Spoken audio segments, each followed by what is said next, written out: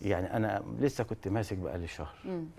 وفرقه من الفرق عندي بتلعب جمهوريه، فالتمرين الاساسي بتاعهم شغال. فقعدت ادور كده، انا بقعد ببص على الدنيا كلها، فلقيت الاداري كات مشي. فبكلم المدير بقول له فين الاداري بتاعي؟ قال لي اصل مش استاذن من مين ده؟ انا قاعد كلمه لي.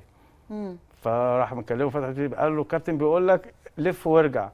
قال له لف وارجع ازاي؟ ما انت عارف، قول له انا سايق المترو. انا سمعت سايق المترو دي، قلت له لا كمل يا حبيبي طريقك. سايق المترو؟ سايق مترو الانفاق، سواق مترو الانفاق. ايوه. انت بتستعجب على ايه؟ اداري ساب التمرين وراح، هو عارف ان زميله هيسلمه في المحطه الفلانيه، فمشي قبلها بربع ساعه. ده الكلام ده كان امتى؟ السنه اللي فاتت. فطبعا يعني انا مش هقطع عيش حد وبتاع، بس نزلته البراعم. مش هتقطع عيش حد، فمش هتقول اسمه. لا مش هقول اسمه كمان. وبعدين انا قلت له يا ابني كمل، ده عايز يقف في وسط الطريق وينزل بقى يرجع لي. طب والمترو والناس اللي راكبه المترو؟ انت فاهماني؟ ده الحال. يا لهوي.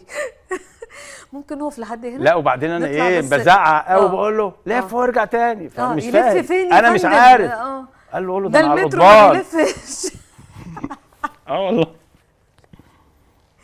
طيب خلينا نقف لحد هنا، نروح لفاصل. نروح فاصل ماشي.